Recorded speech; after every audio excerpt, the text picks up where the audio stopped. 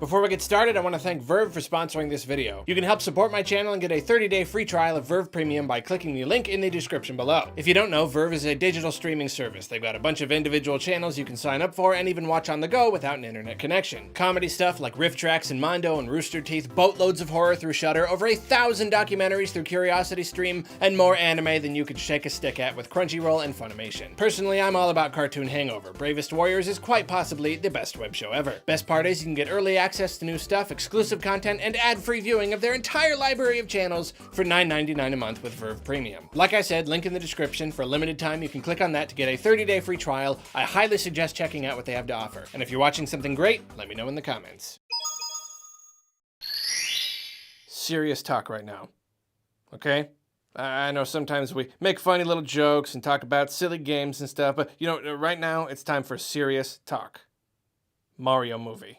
It's no secret that Nintendo's been working with Universal to make theme park attractions, at least in Japan, and apparently this talk has led to the talk of Universal also making a movie. The idea has been thrown around a few times, but last week a report came out that made it seem just about official. As close to official as it can possibly be. Nintendo and Universal are very, very close to striking a deal to make a Mario movie. Nintendo's been trying to expand their marketing efforts. They've been doing it for the last few years.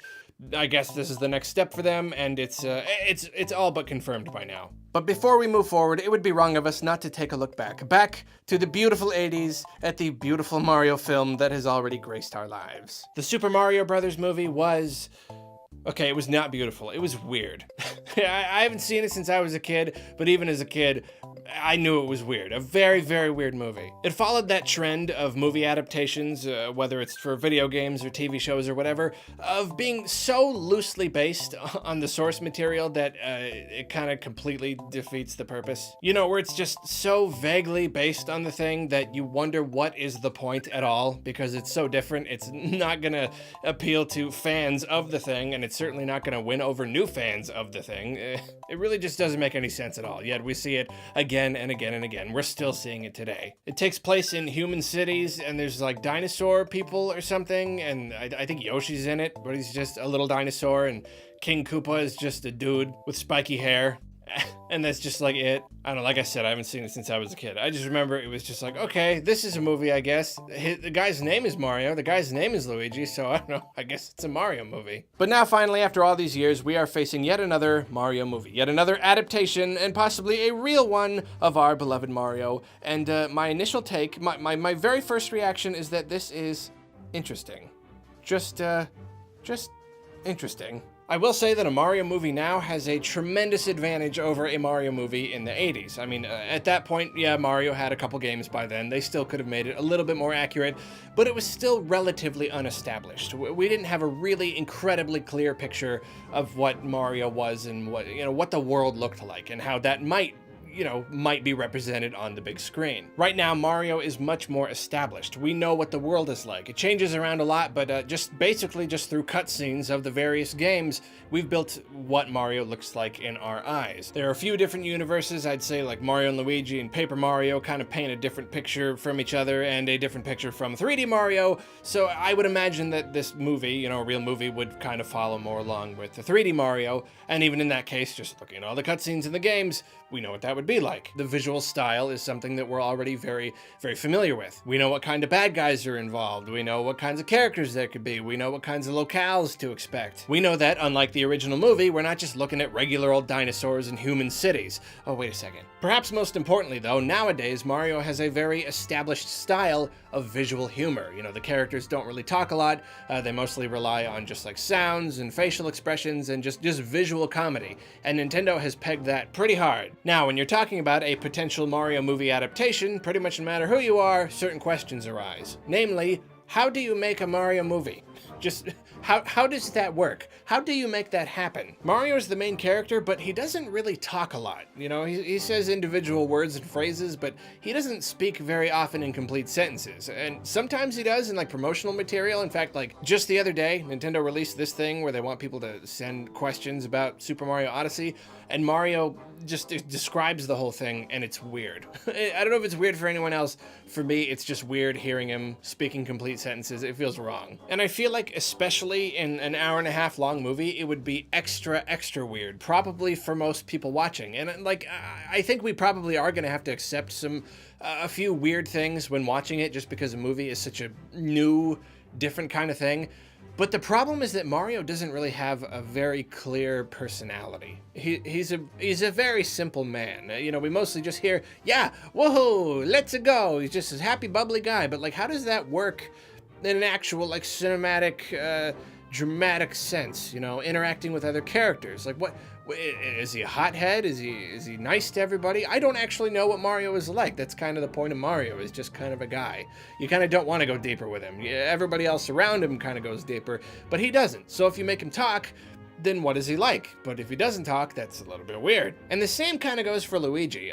He's had a lot of talking parts in some of the Paper Mario games, but we've never heard him just speaking out loud. So it's a little bit better with him. I'd be a little more open to him talking, but I kind of feel like it's the same thing. I feel like both of them, you know, the Mario brothers, it's weird if they're blabbing too much. Bowser, though, he could totally talk. Like, we've already heard him talk in Super Mario Sunshine. It wasn't the best voice acting you've heard in the entire world, but I could definitely see that. He talks a lot in the Paper Mario games. Peach could also talk. I could see that, you know, you could give them a lot of words. I'd be fine with that. That wouldn't be too weird. I'd get used to it. But the thing is, again, like, it kind of made sense in Sunshine, having characters talk, because it was just a few little cutscenes throughout the game. Bowser talked, not that much though, just a little bit. But when movies have lots of talking, you know what I mean? Like, when you take that concept and you stretch it out, again, over an hour and a half, that's a lot of talking. That's a lot more to fill. And even something that's not too weird, like Bowser talking, might get weird if he's talking a whole lot. So then, to solve this problem, at least with Mario and Luigi, do you have a character that talks for them? You know, Mario and Luigi always does this. You always have a little guy with you to talk for you. Mario and Rabbids did this too. And this sort of could work in a way. The problem is that games and movies are very different. In a game, you've got talking, even one with as much talking as something like Mario and Luigi, Mario and Rabbids, but you have a lot of gameplay in between, whereas a movie, it's constant talking. Anytime they're not talking, it's kind of weird. So if you have a character that's talking for everyone, it kind of would get old. It's just like, really? Like, this one guy speaks for the whole group? Like, he's basically just the voice of Mario and Luigi? It would be weird. It's like, why are you talking for these guys? It's harder to forgive in a movie. You're like, why aren't they talking? Kids will be watching and being like, why aren't they talking? Why is just this one guy talking? Okay, so let's bring in other characters, so there'll be more people talking, so it's not as weird. Then you just have a whole bunch of characters who aren't Mario taking center stage because they're doing all the talking. So it's kind of, you either have this weird thing where you have someone talking for them, or you have them talking. So I'm leaning toward just them talking. I think it would be weird, but like between the two, it probably makes the most sense. They'll probably just make them talk. Then more questions. Story-wise, you know what it's going to be like. It's going to be Bowser kidnapping Princess Peach and Mario having to go after him. It's the first Mario movie. They're not going to do anything weird with it. It's going to be it's going to be pretty basic. But then, like, how do you take that core idea and fill it out to make a big story? You know, like, how far can you possibly go with it? How many other twists and turns are you going to make? Is it just going to be like Mario, you know, like a game, adventuring his way to Bowser's castle and then just like hitting obstacles along the way? And then, you know, to make it more interesting, you are going to have to add other characters, even if they're not necessarily talking for Mario and Luigi, but you are going to need them to supplement, or else it's going to be boring. It's just going to be Mario like, oh, I'm going, now I'm fighting this guy, now I'm going, now I'm jumping across these platforms. That's a boring movie. You got to have other characters, but then how many other characters can you add without it being weird? Without it being kind of like, this isn't very Mario-y at all. And then, like, are they going to make a Mario races, like Paper Mario style, or is it just going to be like Toads? It'll be like Mario and Luigi and, I don't know, a Toad with glasses to tell them everything, and then like a couple of, I don't really know. There's so many questions. There's so many ways that they could do it. And it's like, how are they imagining it? How are they possibly thinking how to do this? I've got an idea of how I would do it, but like, how would they? We have no idea. So the idea of a Mario movie is decently exciting. The idea that 3 years from now, we could be looking up at the big screen and seeing Mario and Luigi and Bowser and Peach and all them, that's cool. But there is potentially one big problem here.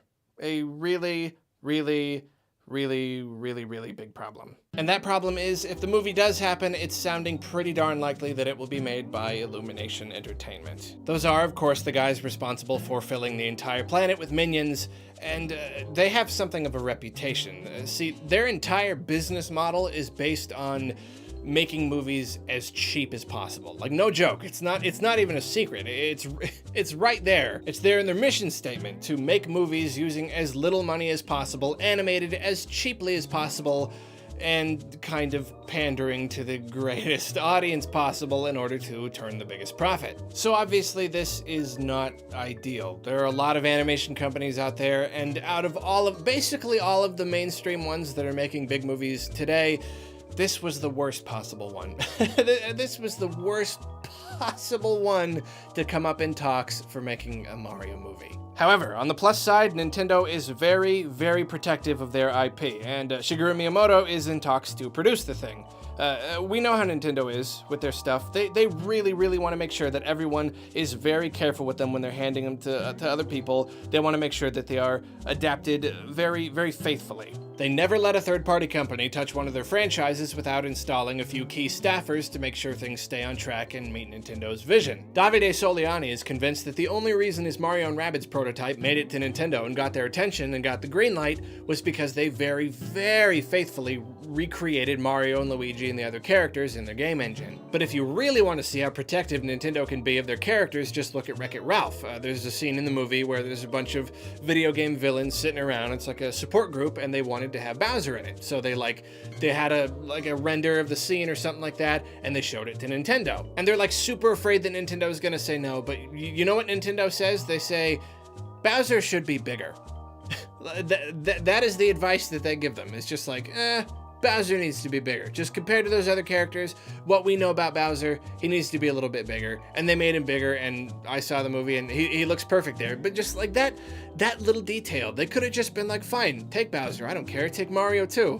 You know, we're getting paid for it, I'm sure. We don't care what you do. No, that little detail, they cared that much about accurately recreating their character, because that character feel is so important to them. It's important that a representation of one of their characters, one of their intellectual properties, stays true to their own vision, to keep everything consistent and of a consistently high quality. So, you know what? I'll admit, maybe Illumination isn't quote-unquote bad. You know, I don't know, the first Despicable Me was pretty alright. Yeah, I don't know, I saw it, it was pretty alright, it was cute. Like, I don't doubt that they are a talented team of people and of animators, and it's possible that it's purely their boss just insisting that they work with a small budget, and they're doing the best that they can with that small budget. I mean, their animation's okay, you know, it's nothing great, but the movies look all right, other than the recycled assets and overall kind of cheap production values.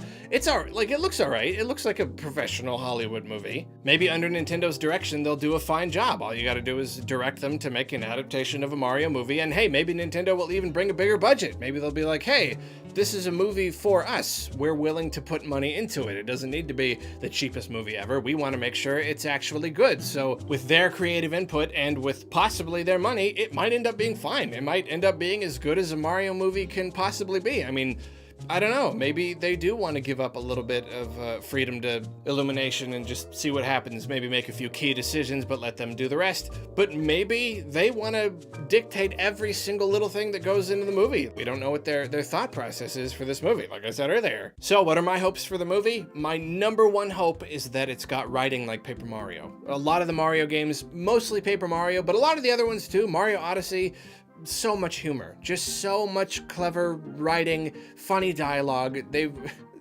Mario games have probably made me laugh more than just about any other games in the world. And if they can bring some of that humor to a movie, then it's going to be fantastic. It's going to be so much more than just a fun movie where Mario jumps on Goombas and rescues the princess and stuff. It could actually be like a funny movie. It could be like a comedy. After that, I don't want Nintendo to hold back creatively. And I'm a little bit afraid of this, because sometimes when their games venture out into new territories, they have a tendency to kind of go back to square one thematically, you know, kind of like, oh, hey, let's redo Paper Mario and make it a new thing. Let's take out all the new stuff, all the new characters and races and everything, and make it all about old stuff, old environments, old everything. Then as one other just kind of random example, remember Puzzle and Dragons Mario Edition?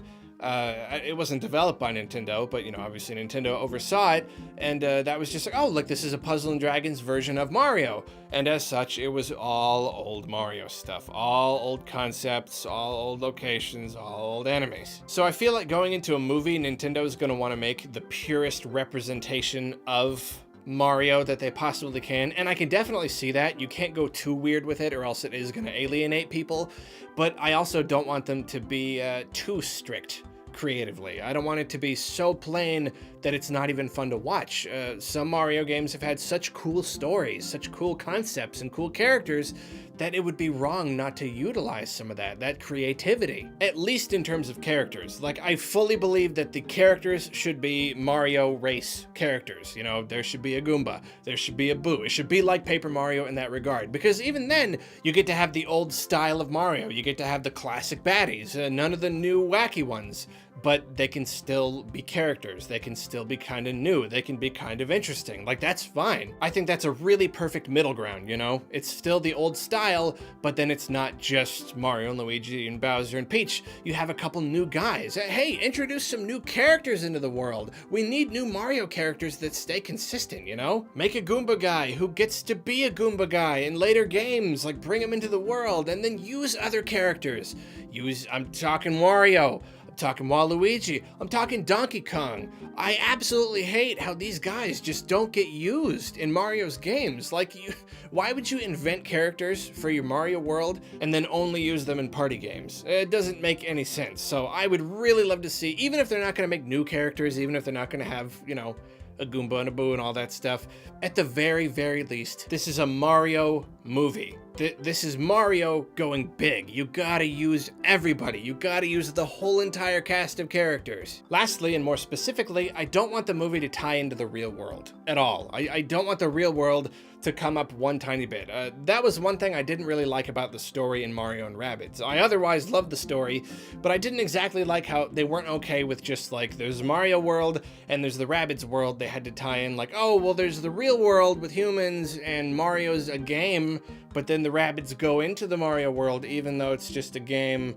That didn't really make a lot of sense, and I didn't really like it. I don't want this to be about Mario as a game. You know, I don't want someone jumping into an arcade cabinet and it's Mario. No, I want the Mario world as a Mario story, telling a story about Mario. I want to believe that this world is real, and it's hard to always talk about Paper Mario just forever. I'm a freak about Paper Mario. That's one of the things we loved about Paper Mario, was because it made the Mario world seem so real. It's a really cool world with cool guys in it, so we wanted to see that as a real place that you could potentially walk around rather than just, you know, walking in a straight line to the right until you get to Bowser. Like, this makes it real. I want that feeling in the movie itself. I don't want to see New York. I don't want to see arcades. I don't want any mention of video games whatsoever. I guess unless one of the characters is playing a video game. I guess that's possible. I just want Mario, plain and simple. Because, you know, like, not only do I want the world to exist on its own, but if you start bringing in the real world, you know what's going to happen, especially if it's coming from Illumination Entertainment. You start bringing the real world, you start bringing it. Well, I mean, you saw what happened in Mario and Rabbids, you know, Rabbid Peach taking selfies and stuff. I thought that was pretty funny, but that's because the Rabbids kind of brought in a crazy, like, universe crossover thing. I was all right with that. But in the Mario movie itself, no one taking selfies. Ever. No one, no smartphones, no anything, no pandering, no just trying to like get to the lowest common denominator, no memes, right now, I'm telling you, no memes in my Mario movie. Not even Gabe the dog. And I love Gabe the dog. One thing I will say is really weird about this whole thing is that they just decided to jump right into a movie. Like, you would think that they would want to test the waters of, like, what Mario looks like on a screen, delivering stories and animation to us, at least a little. At least in the form of, like, a show. Or even just, like, web shorts. Anything. Literally anything other than straight into hour-and-a-half long movie. Like I said, though, nothing is solid yet, though it does seem like they're just about as solid as they can possibly be without being completely solid. I know people like to take rumors and blow them out of proportion and they end up being nothing, but a lot of news publications are already reporting this, like, basically as though it's true. Like, more so than you usually see with this kind of thing. It really does feel like they're just a step away from greenlighting it and making it happen. And it's weird. Interesting and definitely exciting, but, also really weird. So, let me know what you think about this whole weird thing down in the comments, and before we go, let us indulge in an Arlo Direct. December has come upon us again, and just like last year, I'm going to be at SAC Gamers Expo in Sacramento, California. December 10th is the day of the event. It's already a couple weeks away. I'm really sorry I didn't give you earlier notice, but I legitimately forgot, and this year has been flying past me. So if you live in the Northern California area, I would really love to see you there. Loxton's gonna be there again. Andre from Black Nerd Comedy is gonna be there. It's gonna be a really cool time. All the YouTubers are gonna have a panel where you can come and ask questions, and we'll answer the questions, and then the whole rest of the time, I'll just be sitting at a table, just waiting for you to come up and talk to me. Pretty much the entire time. Just sitting there, you walk up, you say, "Hey Arlo, what's up?" And I say, "Not much," and like, that's it. And that's all day. So if you want to come and see me and Loxton and Andre and the other cool people that are going to be there, there's a whole bunch of other cool people, go to the website, sacgamersexpo.com. I want to see you there, so go there. Do it now. Go buy a ticket. Go. I mean, you know, if you can. I've also got leftover stuff from the thing that I did. Arlopalooza 2017. I've got a big fat box of shirts. Even if you couldn't come to the event, Arlopalooza, you can still get a shirt. I've got buttons I can sell left over from the event, and I've also got a big stack of Splatoon 2 vinyls that I was giving away at the event. I've got some left over, so I will also be giving those away. First come, first serve at Sat Gamers Expo. So, see you there. Maybe. Like I said, if you can. If not, that's cool. I still love you, but it'd be cool if I could see you. Why am I still talking? Why am I doing this?